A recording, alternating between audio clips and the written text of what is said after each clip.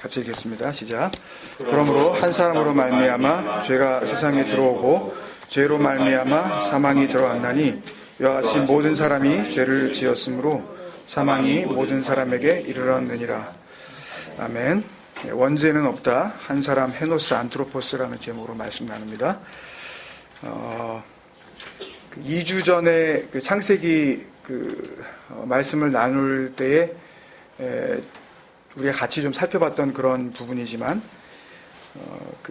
이 기독교의 근간이 되는 이 원죄론의 그 뿌리가 되는 말씀입니다. 로마서 5장 12절 이 한 말씀이 이제 기초가 되어져서 그래서 원죄론이 이제 탄생을 한 거고 그 원죄론에 의해서 기독교가 그 위에 세워졌다고 해도 과언이 아닐 정도로 기독교라는 종교의 근간이 되는 그런 이론입니다. 이론이 굉장히 많습니다. 하여튼 신학교를 가면 하여튼 뭐 계속 이론만 계속 이제 배우게 되는데요. 엄청나게 많은 이론들이 있는데, 그러니까 이 이론은 일단 이 말씀을 통해서 하나님의 그 진리가 무엇이다라는 것을 먼저 깨달은 사람이 자기의 그 깨달음을 이제 하나의 그 이론으로 정리를 한 거죠. 그거를 교리라 그러기도 하고, 뭐 신학이라 그러기도 하고, 뭐 제도라 그러기도 하고, 하여튼 뭐 신조라 부르기도 하고, 지난주에 나눈 것처럼 그런 신앙 고백이라고도 이렇게 부릅니다. 하여튼 뭐라고 불렸든 간에 먼저 자기가 말씀을 보고 깨달았다고 하는 그 말씀 안에 담겨져 있는 어떤 그 내용을 이론으로 만든 것, 그것은 일단은 그 깨달았다고 하는 사람의 그 생각, 그리고 그 지식, 그리고 그 지혜, 그리고 자기의 어떤 그 사상의 배경, 그리고 더 엄밀하게 이야기하면 자기 기준에 의해서 만들어질 수밖에 없죠. 그죠? 그러니까 틀렸다, 맞았다를 얘기하려고 그러는 게 아니라, 그 기독교가 가지고 있는 교리가 이제 그렇다는 말씀입니다.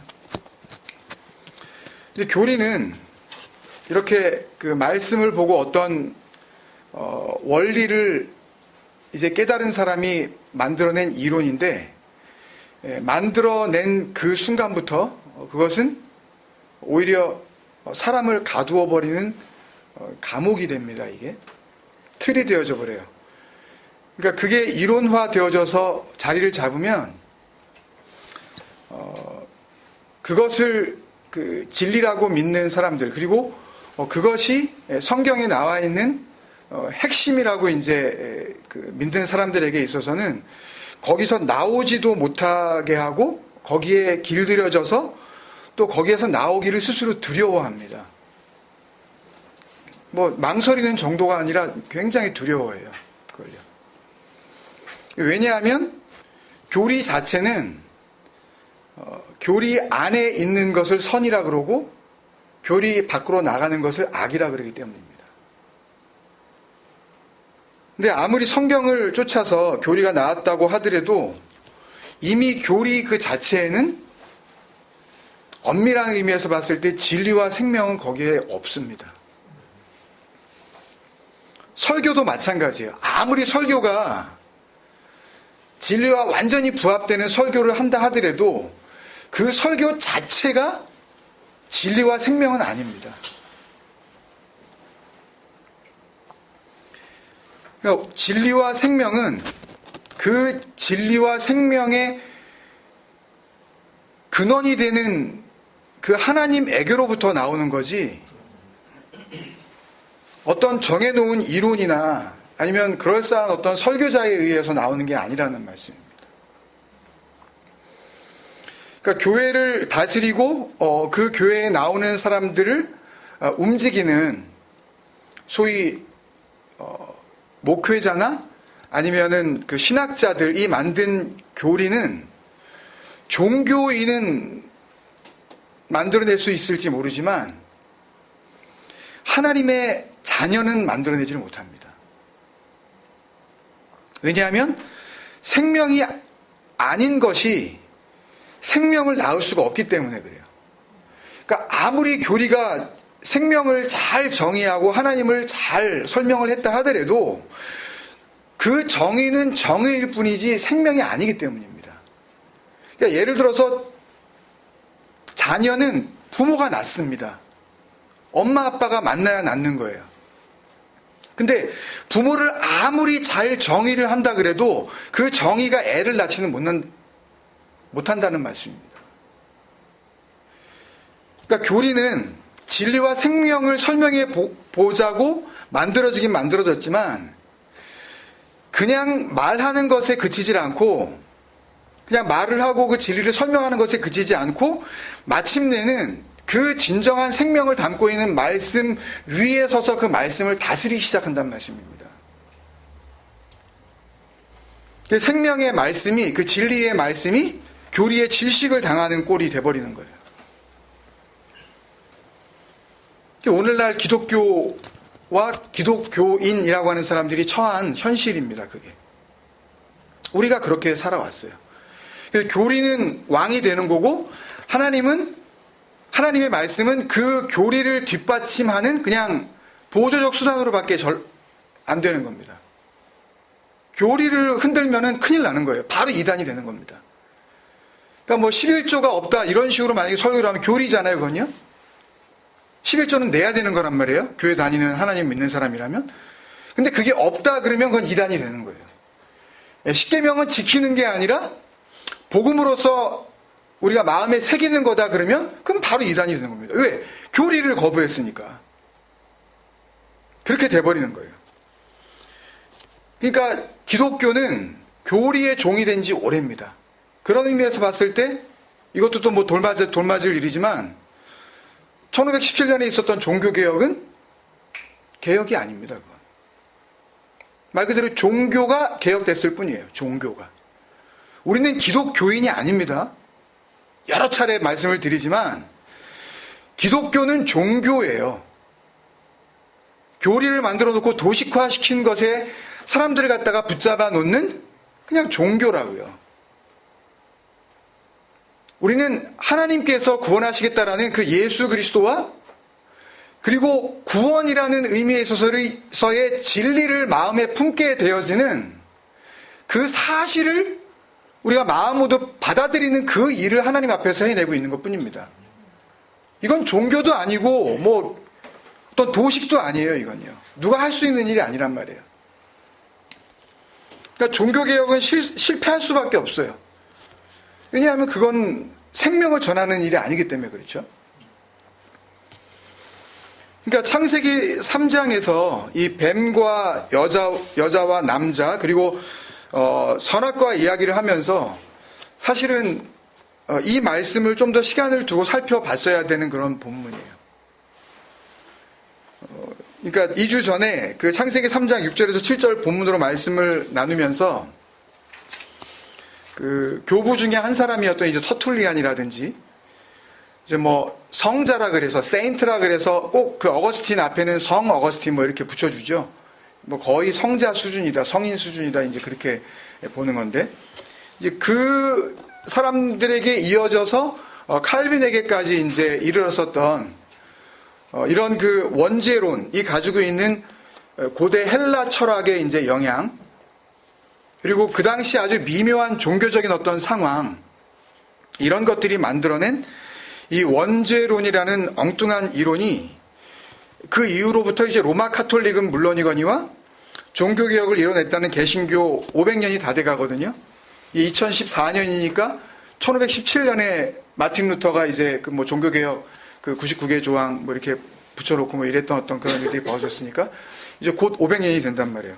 이제 500년 역사 속에서 얼마나 엄청난 영향을 미쳐왔는지 사실은 우리가 간략하게 일단은 살펴봤었습니다. 2주 전에요. 그때 함께 연결지어서 사실은 나눴어야 될 말씀들이 굉장히 많았는데 그 가운데 가장 핵심적으로 이 원죄론 이 진리라는 것을 주장하는 소위 원죄론자들의 보물단지 같은 말씀이 오늘 이 로마서 5장 12절의 말씀이에요. 오늘 말씀을 보면 그렇게 보이기도 해요. 그죠? 그러므로 한 사람으로 말미암아 죄가 세상에 들어오고 죄로 말미암아 사망이 들어왔나니 이와 같이 모든 사람이 죄를 지었으므로 사망이 모든 사람에게 이르렀느니라. 그러니까 원죄론으로 이 말씀을 보면, 그러니까 원죄론자들이 이 말씀을 원죄론으로 본 이유는 이 한 사람을 뭘로 본 거죠?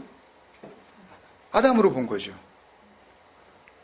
그리고 그 죄는 뭐로 본 거예요? 따먹지 말라고 한 그 열매 따먹은 거로 보는 거죠. 그죠?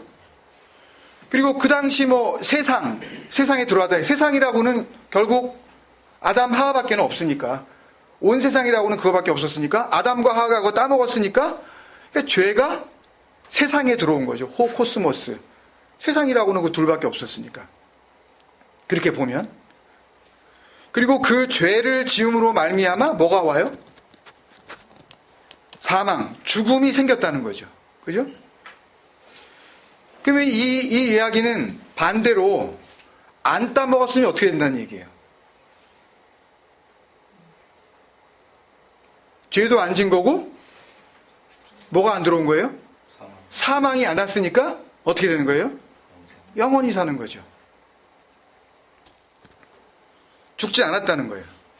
에덴 동산에서 그냥 열매나 따먹고 그 온화하고 따뜻한 날씨 속에서 거의 벌거벗은 채로 그냥 그리고 살았다는 거죠. 이게 원죄론이에요. 근데 이 원죄론도 또 갈려요. 원죄론에서 또 갈린다고요. 원죄론에도 칼빈 원죄론이 있는가 하면 알미니우스 원죄론이 있고 펠라기우스 원죄론이 있고 또 거기서 막 갈려요.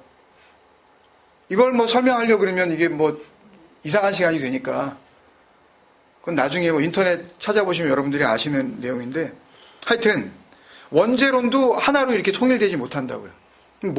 그 원죄론 중에 어느 걸 믿어야 되는 거죠 도대체? 그러니까 쉽게 해서 원죄론은 육적 영생이 가능했는데 그걸 아담 내외가 망쳐놨다는 얘기예요. 그게 원죄론입니다. 이건 제가 과장되게 얘기하는 게 아니라 딱 그거예요.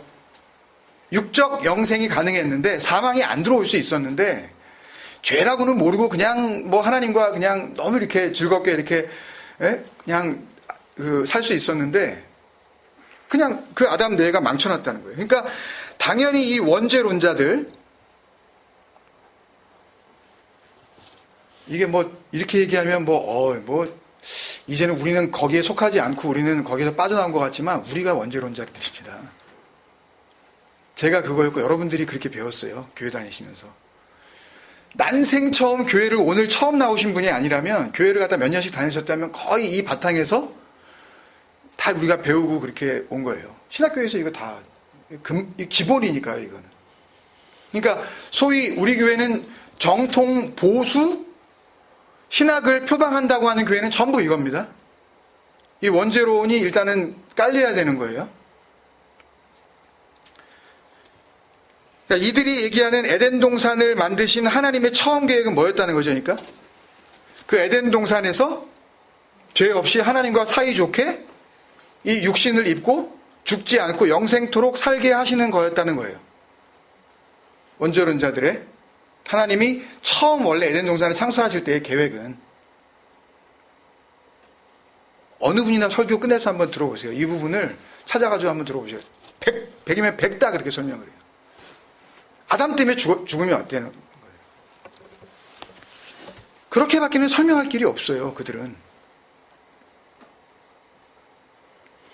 하나님이 먹으면 죽는다 그랬고 아담은 그걸 먹어버렸고, 그래서 그 자리에서 당장 죽지는 않았지만 하나님께서 조금 그 죽음을 유보해 주셔서 결국 영생을 맛보지 못하고 몇 년 살다 죽었다?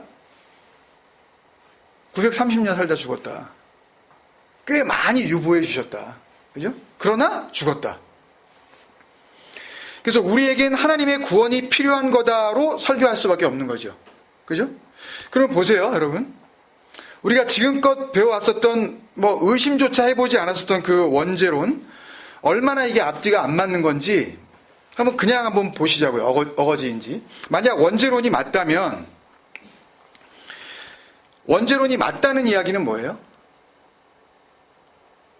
아담이 선악과를 따먹은 것이 육적 영생이라는 하나님의 에덴 동산 창조 계획을 엉망으로 만들어버린 짓거리라는 논리가 맞다면 이라는 얘기가 되는 거죠. 다시 한번 말씀드릴까요? 원죄론이 맞다는 이야기는 아담과 하와가 선악과를 따먹은 것이 육적 영생이라는 하나님의 에덴 동산 창조 계획을 엉망으로 만들어버린 짓거리였다라는 논리라고요. 그 아담과 그 에덴 동산을 창설하신 창조주 하나님에 의해 회복될 용서와 구원의 모습은 그러면 어떻게 나타나야 되는 거예요? 네? 육적 영생으로 나타나야죠. 그게 하나님의 처음 창조, 에덴 동산 창조 계획이었으면. 따먹었죠? 죄가 들어왔어요? 그 죄 때문에 930년밖에 못 살았단 말입니다. 그러면 그걸 회복시키시려면, 그걸 갖다 reconciliate 하려고 그러면 반대로 돌아가야죠. 930년 안 살고 영원히 살게 해야 되고, 죄는 없어져야 되고, 따먹지 않은 그 자리를 돌려놓는 게 그게 회복 아니에요. 죄로 인하여 육체적 사망이 왔다면 용서로 인하여서는 뭐가 와야 되는 거예요? 육체적 영생이 와야 될 거 아니냐는 얘기예요. 이게 원죄론이에요. 근데 왜 예수 그리스도로 말미암아 우리의 모든 죄가 용서받았다 그러면서 진리, 그게 원죄론이 진리다라고 하는 그 진리, 그것을 안 사람들이 영원히 사는 사람은 고사하고 왜 200살을 넘는 사람도 한 명도 없는 거죠? 왜? 그러니까 원죄론은 이 로마서 5장의 사망을 무슨 사망으로 보는 거예요? 육적 사망으로 보는 거죠. 몸이 죽는 거. 그래서 로마서 5장을 가지고 원죄론이라는 이론을 만들어낼 수가 있었던 거죠. 근데 웃기는 게 그 사망을 육적 사망으로 규정해 놓고 하나님께서 구원하시는 구원은 또 뭐라 그래요? 그들이? 예, 믿음의 결국 영혼의 구원을 받는다. 또 이래요.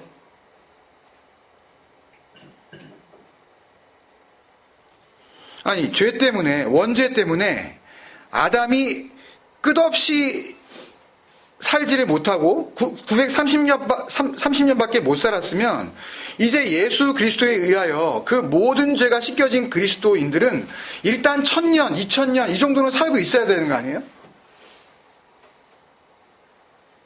그러니까 적어도 예수 그리스도 그 약속의 나무에 달리시고 다 이루었다. 그 이후에 태어난 사람들 가운데에는 930년을 넘기는 사람이 나왔어야 될 거 아니냐는 말씀이에요. 그냥 넉놓고 당한 거라니까요, 이거요. 다른 사람은 몰라도 다 그렇다고 쳐요, 진짜. 다른 모든 사람은 진리도 잘 모르고 예수님이 십자가에 달리신 그 은혜의 의미도 모르고 다 몰랐다고 쳐요. 그러면 안 사람들 누구 있죠? 사도 바울, 사도 베드로, 요한 사도, 예수님의 동생 야고보서 쓴 야고보, 뭐 이런 사람들. 그럼 이 사람들 중에 어거지로 뭐 목배임을 당하지 않은 사람들, 그냥 살다가 이렇게 한 사람들은 그럼 누군가는 살아남아 있어야 될 거 아니에요. 아니면 죽여도 이렇게 죽질 않는 완전히 이렇게 불사조 같은 그냥 뭐, 예? 동화뱀은 꼬리 자르면 꼬리 다시 나가지고 다시 하고 뭐 이런 식으로. 그러니까 더더군다나 이 원죄론을 기독교의 교리에 종교개혁의 그 진리의 근간으로 정립해 놓은 그 장본인 존 칼빈이라 그러죠. 하여튼 뭐 그 정통 보수 신학을 표방한다는 교회들은 전부 칼빈주의를 뭐 우리가 따른다고 이렇게 다 뭐 해놔요. 칼빈이 뭐 했는지도 모르고 그냥 하여튼 칼빈 이름만 나오면 그냥 일단 다 뭐 멋지고 뭐 제대로 된 거 하는 건 줄 알고 그냥 일단 칼빈 그냥 따른다고 그러고 막 이렇게 해놔요. 존 칼빈 본인은 원죄론의 거의 뭐 그 종교개혁 이후에 거의 그 원조격이나 마찬가지거든요. 그러면 원죄론을 발견하고 그 하나님의 진정한 용서를 받아 종교개혁을 이룬 사람이 왜 53살에 작고를 했죠?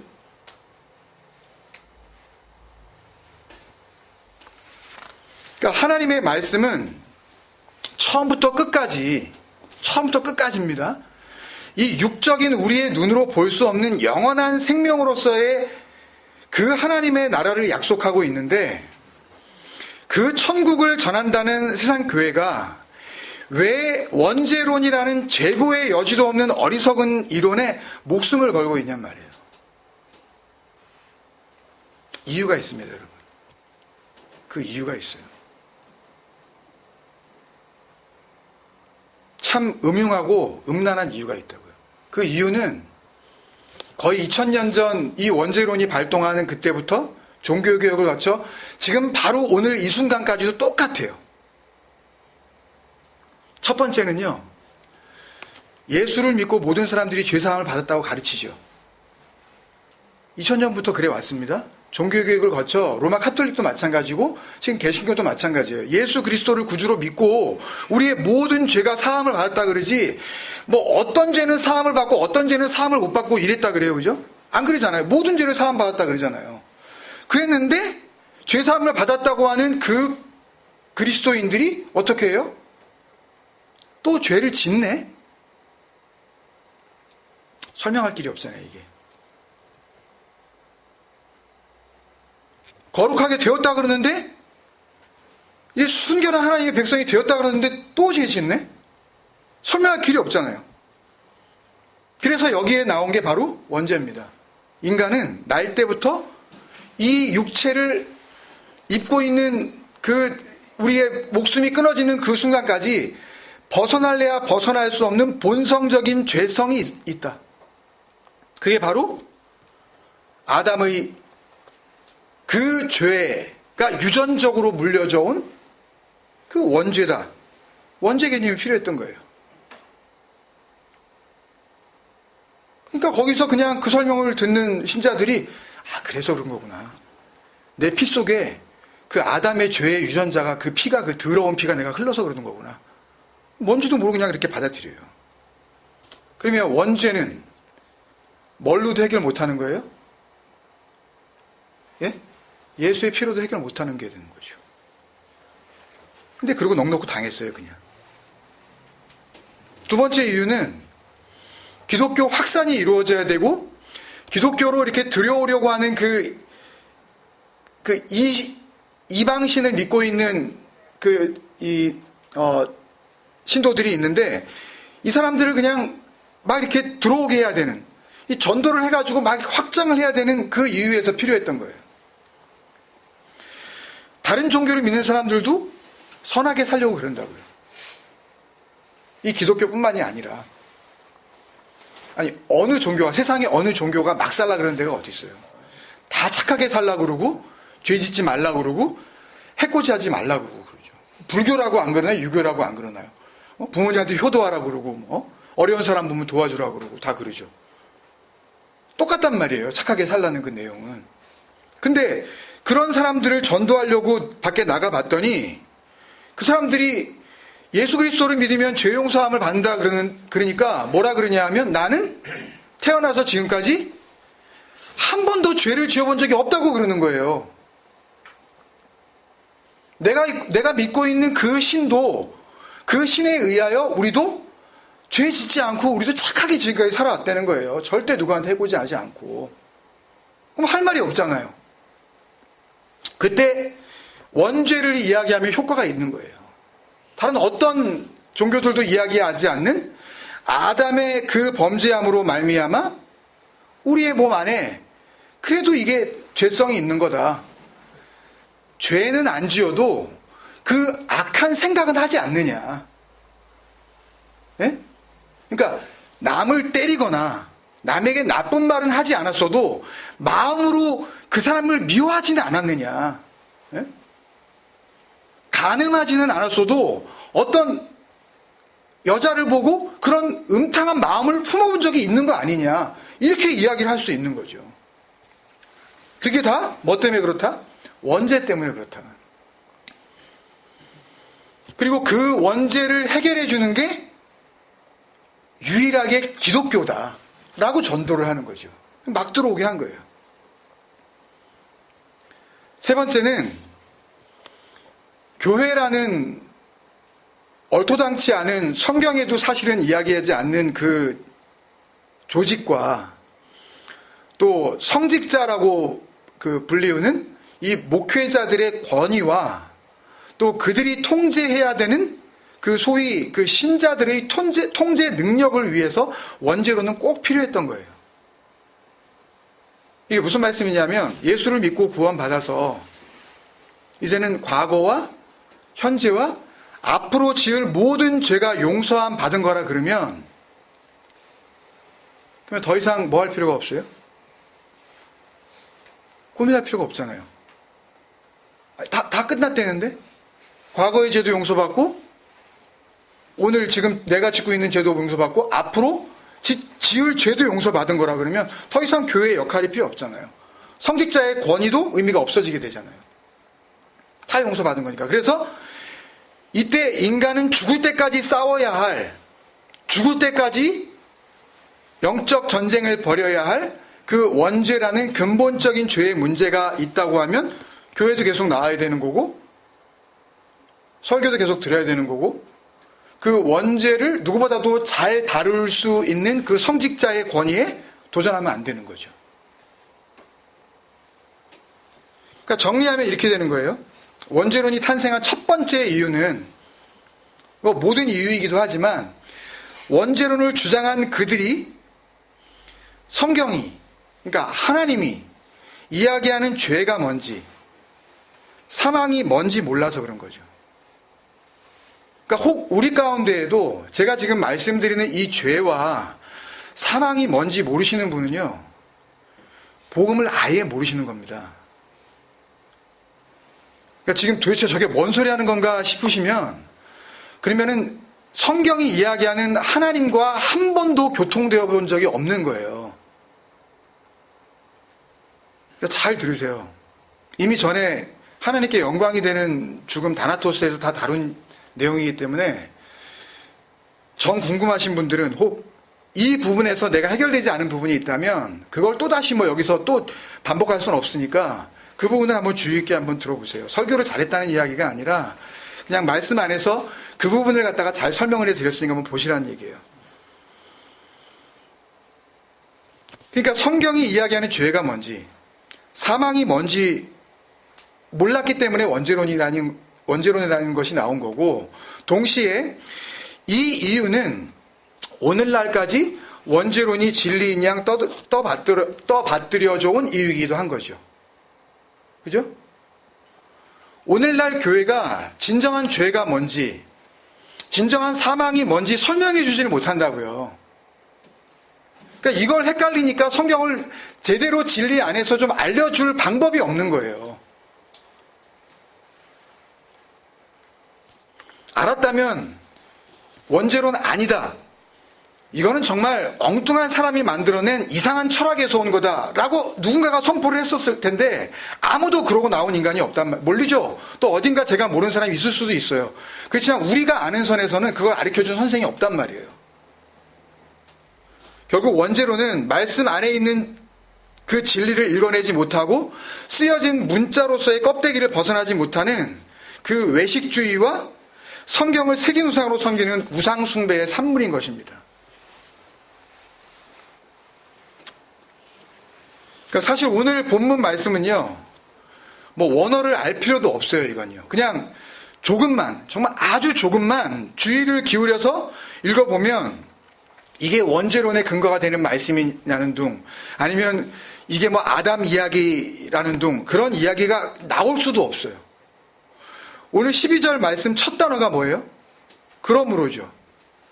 이거는 뭐 해석이 잘 된 거거든요. 번역에 문제 없어요. 디아투토라는 단어인데요. 그러므로 이 접속사는 언제 쓰이는 거죠, 보통? 그러므로라는 단어가 나오면 그 앞에 있는 내용이 그러므로 이후에 나올 그 뒤에 나오는 그 내용에 대한 원인, 이런 게 이렇게 있었기 때문에 그렇기 때문에 이렇게 되었다 라고 할 때 therefore, 디아투토, 그러므로를 쓰지 않냐는 말씀입니다. 그러니까 앞에 있는 내용이 있어야 그러므로 이후에 뒤에 있는 내용이 결론과 결과로 주어진다는 말씀이죠. 그러니까 디아투토, 그러므로, 그러니까 이런 이유로, 그 결과에 의하여, 이런 얘기가 나오는 거예요, 지금요. 그러면 무슨 말씀이에요? 12절 그러므로 뒤에 나오는 내용은 앞에서 뭔가 이야기를 한 내용에 대한 결과와 결론이라는 뜻이죠. 이건 뭐 국민학교만 졸업하면 이 정도는 신학교 갈 필요도 없잖아요, 이건. 그러니까 다시 말씀드리면 한 사람으로 말미암아 죄가 세상에 들어오고 죄로 말미암아 사망이 들어왔나니 이와 같이 모든 사람이 죄를 지었으므로 사망이 모든 사람에게 이르렀느니라는 말씀은 앞에 어떤 말씀에 대한 결론, 그러므로 디아투토, 그 앞에 있는 어떤 내용에 대한 요약, 정리, 결과로 우리에게 지금 주어지고 있는 말씀이란 뜻이죠. 그러니까 그러면 중요한 건 뭐예요? 이 뒤에 있는 내용을 알려면 앞에 있는 내용이 무엇이냐를 보는 게 중요한 거죠.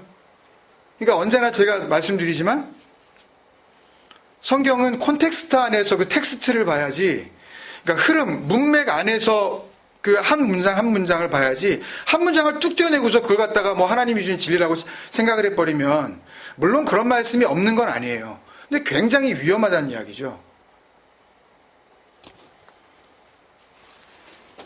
그 말씀이, 그 내용이 있었기 때문에 그러므로 이렇게 되는 거야 라는 말씀이니까 앞에 있는 게 중요하죠. 그러니까 오늘 5장 12절 말씀이니까 사실은 5장 1절부터 쭉 보는 게 제일 좋은데요. 그거는 집에 가서 보시고요. 다음 주까지 숙제. 그리고 우리는 오늘 바로 앞에 있는 10절, 11절만 한번 읽고 보시자고요. 그 앞에 있는 거하고 이제 중복이 되기 때문에 그렇기도 합니다. 10절, 11절 보면 곧 우리가 원수 되었을 때에 그의 아들의 죽으심으로 말미암아 하나님과 화목하게 되었은즉 화목하게 된 자로서는 더욱 그의 살아나심으로 말미암아 구원을 받을 것이니라. 그뿐 아니라, 구원을 받는 것뿐 아니라 우모논데, 그래서 여기서 그치지 않고, 그러니까 구원은 이 정도가 아니야 라고 지금 바울이 이야기하고 있는 거예요. 그뿐 아니라 이제 우리로 화목하게 하신 우리 주 예수 그리스도로 말미암아 하나님 안에서 또한 즐거워하느니라. 이 카오카오마이는 나는 이제 다른 거 자랑 안 해. 나는 그래서 십자가만 자랑해. 그럴 때 자랑한다 있죠.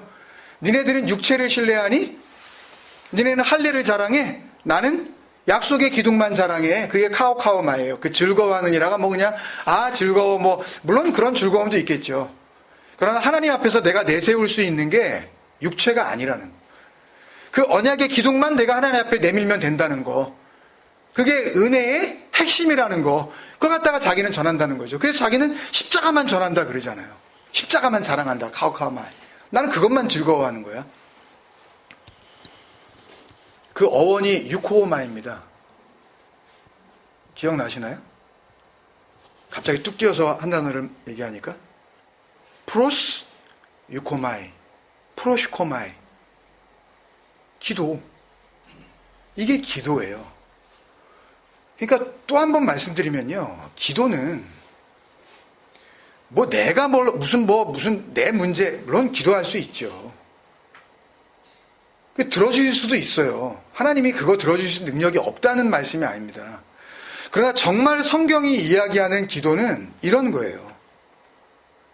그 그리스도로 말미암아, 그 아들의 죽으심으로 말미암아 하나님과 하나가 되어지고, 그래서 하나님이 된 자로서 더욱 그의 살아나심으로 말미암아 구원을 받고, 그것뿐만이 아니라 카오마이, 유코마이, 이제 기도가 된 거예요. 하나님의 그 원하심이 이제 그냥 내가 된 거예요. 그러니까 내가 기도가 되는 거예요. 내가. 그러니까 기도는 하는 게 아니라 기도도 되는 겁니다. 그건요. 이게 원하심이잖아요. 그게 하나님의. 열심히 한다고 그게 되겠어요. 그게요. 그러니까 전부 무슨 얘기예요? 이 말씀은요. 예수 그리스도와 구원에 대한 이야기잖아요. 지금 이 말씀이요. 그의 죽으심, 그죠? 그 아들의 죽으심, 그의 살아나심, 그의 화목케 하심, 그리고 그 결과 우리는 어떻게 돼요? 그 그리스도로 말미암아 하나님 안에서 화목되었고 화목된 자로서 또 즐거워한다. 카오카마이. 하나님의 원하심이 이루어진 그 상태. 그러니까 전부 그리스도 예수를 통한 구원과 은혜, 그 즐거움과 감격에 대한 복음이잖아요. 그러니까 이 말씀이 12절 그러므로 그 이후에 나오는 이유가 되는 거란 말씀이에요. 그러니까 이런 말씀이 나온 그 다음에 무슨 이야기가 나와야 되겠어요? 아니, 무슨 말씀이 나올 수밖에 없겠냐고요. 그 예수 그리스도와 또 그 예수 그리스도로 말미암아 구원받게 된 자들의 이야기가 나올 거 아니에요. 앞에서 그 예수, 그 아들, 그 이야기, 그 죽으심과 살리심, 그 구원받게 하심, 화목하게 하심, 그리고 그 그리스도 안에서 하나님 안에서 즐거워하게 하심, 이것들을 쭉 이야기했으니까 또 그 얘기가 나오지, 엉뚱당뚱하게 뜬금없는 얘기가 나오지 않을 거 아닙니까? 그러므로 그랬으니까. 그러니까 그리스도라는 복음과 진리의 결론이 이제 나오겠죠. 그래서 12절 그러므로 바로 뒤에 한 사람이라고 나왔는데요. 헤노스 안트로포스 이 단어거든요. 우리말로 하면 바로 그 사람이란 뜻입니다. 헤노스는 그냥 불특정한 uncertain 그 영어 A의 의미가 아니라 바로 그 사람, the only, 바로 the very, 바로 그 사람이라는 그런 의미거든요. 누굴 가리키는 게 거기였어요? 한 사람. 예, 10절에 나오는 우리가 원수되었을 때에 진리를 완성하기 위하여. 여기서 그 죽으심은 우리가 잘 아는 호다나토스거든요. 그 진리를 완성하기 위하여 죽으신, 뭘로 오셨어요? 죽기 위하여 뭘로 오셨어요? 사람으로 오셨잖아요. 헤노스 안트로포스. 안트로포스는 사람입니다. 사람으로 오신, 인자로 오신 그 사람의 아들, 바로 그 사람. 그러니까 헤노스 안트로포스는 창세기 3장의 그 아담을 이야기하는 것이 아니라 말씀이 육신이 되어 우리 가운데 거하심에 우리가 그의 영광을 보니 아버지의 모노게네스, 그죠? 진리 하나만 가지고 오신 자, 독생자로 이걸 갖다 해가지고 이걸 또 사도신경을 쓰는 인간들이 독생자, 외아들, 이래가지고 이렇게 그냥 해석을 해버리고 말았죠. 아버지의 독생자의 영광이요 은혜와 진리가 충만하더라의 그 독생자, 그러니까 하나만 가진 자, 유일한 존재로서의 그 진리를 이야기하는 거란 말입니다, 지금. 그 헤노스 안트로포스는 같은 말이에요. 그러니까 the only one. 그러니까 이것만 존재고 다른 거는 존재도 아닌 것, 그런 뜻이에요. 그게 헤노스 안트로포스.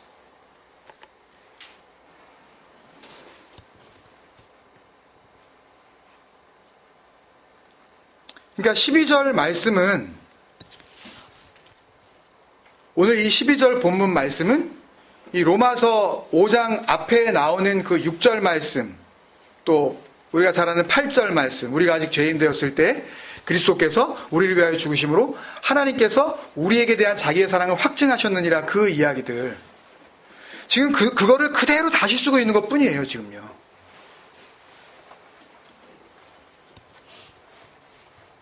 그러면 볼까요? 어떻게 되나? 12절 오늘 말씀이 그러므로 한 사람으로 말미암아 죄가 세상에 들어오고 그 죄로 말미암아 사망이 들어왔나니 이와 같이 모든 사람이 죄를 지었으므로 사망이 모든 사람에게 이르렀느니라. 그러니까 그 한 사람은 바로 그 앞에서 이야기한 인자로 오신 그 아들이죠. 그죠? 그 아들이 아들로 말미암아 뭘 설명한대요? 뭘 설명해요? 그 죄를 설명하는 거예요. 호하마르티아, 그 죄.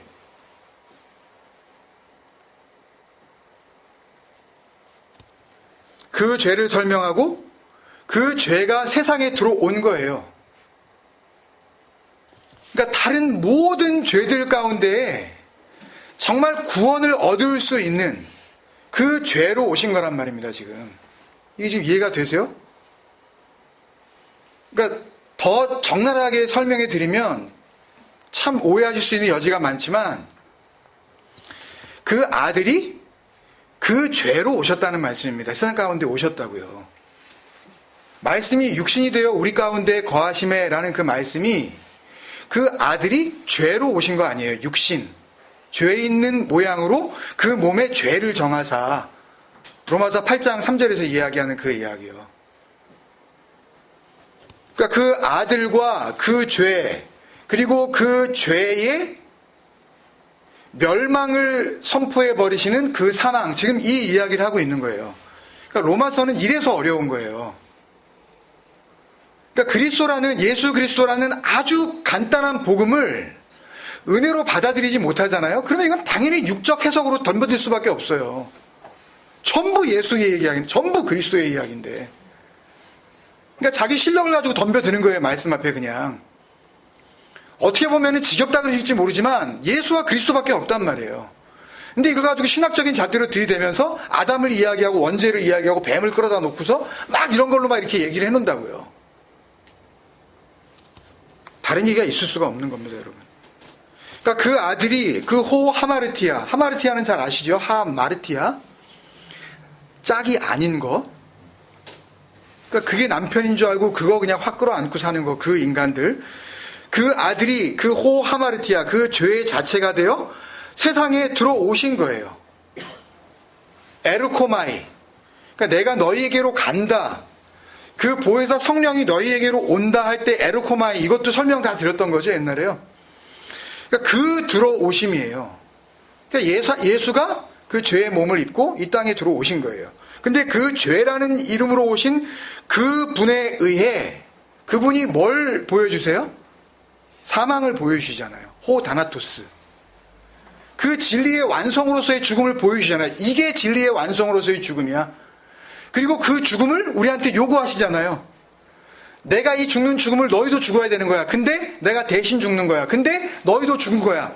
그러면 뭐예요, 결국? 우리도 죽었다는 이야기 아니에요. 그 죽음, 그 진리의 완성으로서의 죽음, 그 죽음을 알려주셨다는 거죠. 그 사망이 들어온 거예요. 그 아들, 그 죄, 그 사망, 전부 진리를 이야기하고 있는 겁니다. 그렇게 진리로 완성시키시는, 구원시키시는 죽음이 온 거고, 그러니까 이와 같이 모든 사람이 죄를 지은 거다, 이야기를 하는 거예요.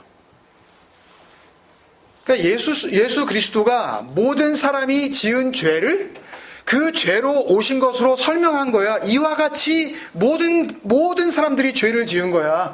그게 범죄야. 아들이 죄가 되어 오시고 죽음으로 확증하신 거, 그게 이와 같이입니다. 그래서 모든 사람이 그 죽음, 모든 사람에게 그 죽음이 죄를 지었으므로 그랬는데, 사망이 모든 사람에게 이르렀느니라 그랬는데, 이것은 디에르코마이라고 해서 그냥 지나가는 겁니다. 사망이 일단 우리를 관통하고 지나간 거예요, 그냥. 일단은 모든 사람에게 그 호다나투스, 진리의 완성으로의 사망이 지나갔다고요, 이제. 그래서 모든 사람이 그 사망 안에서, 예수 그리스도 안에서 일단 다 살리심을 받은 거예요. 그러나 그것은 그 은혜를 선물로 받은 자에게만 그게 진리의 완성으로서의 복음의 그 사망이 되는 것이고, 그 사망이 무엇을 의미하는지 모르는 자에게는 그 은혜가 선물로 주어지지 않기 때문에 무슨 사망이 나에게 어떻게 이루어지는지 모르는 일이 벌어지는 겁니다. 이게 무슨 말씀인지 아시는지 모르겠어요. 그래서 모든 사람에게 그 진리의 완성으로서의 죽음이 이미 지나간 거고, 과거입니다. 그걸 모든 사람이 죄를 지은 자로서 규정하는 거다라는 말씀이에요. 이 말씀을 이렇게 번역을 해놓으니까 마치 누군가 그 한 사람이 죄를 지었고 그 사람 때문에 이렇게 죄가 들어오고 뭐 이런 쪽으로 이해를 하게 된 거죠. 이걸 잘 풀어놓은 것이 바로 로마서 8장 3절에서 4절 말씀입니다. 그 말씀 한번 다시 볼게요. 사도 바울은 계속 똑같은 이야기를 해요. 로마서 8장 3절에서 4절 말씀. 율법이 육신으로 말미암아 연약하여 할 수 없는 그것을 하나님은 하시나니 곧 죄로 말미암아 자기 아들을 죄 있는 육신의 모양으로 보내어 육신의 죄를 정하사 육신을 따르지 않고 그 영을 따라 행하는 우리에게 율법의 요구가 이루어지게 하려 하심이라. 설명드려야 될 것이 굉장히 많지만 율법의 요구가 한마디로 뭐예요? 말씀을 보고 되게 덤벼드는 그런 그 보통 요구가 뭐냐고요. 말씀이 요구하는 게 뭐예요? 말씀을 지키라 그러잖아요. 말씀이 던져지면 이 말씀이 우리에게 요구하는 것은 한 가지란 말입니다. 행동으로 한번 그걸 지켜내봐 한번. 근데 그거를 하면서 사람들은 보람을 느낀단 말이에요. 근데 주님께서 오셔서 죽어주신 그 죽음이 율법의 요구를 완성한 거라고 지금 말씀하시는 거란 말이에요. 플레레오, 충만하게 하였다, 이루었다, 다 이루었다. 말씀이 요구하는 것은 그 몸으로 지켜내야 되는 건데 우리는 그것을 지키지 않으면 구원이 이루어지지 않는단 말이에요. 근데 육신을 가지고서는 연약하여서 그 율법의 요구를 이룰 수 없는데 그 아들이 오셔서 죽으심으로 말미암아 그 율법의 요구를 완성시키셨다. 지금 이 이야기를 하는 거라고요.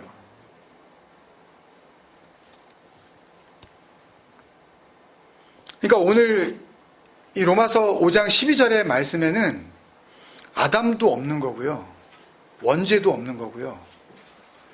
선악과 따먹은 이야기도 없는 오직 그리스도, 오직 진리만을 담고 있는 은혜의 복음인 것입니다, 여러분.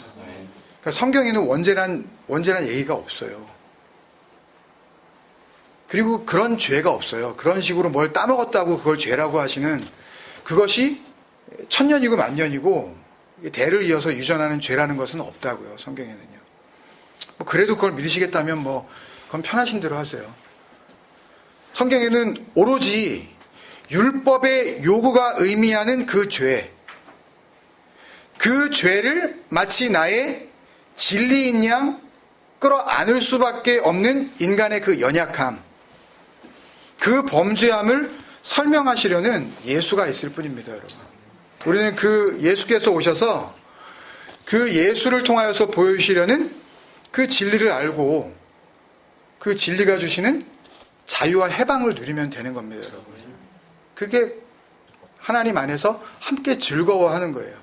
죄로 오셔서 의를 이루시는 주님의 은혜가 우리 공동체 안에 넘치시기를 주님의 이름으로 축원드립니다. 그래서 한번 기도하시겠습니다.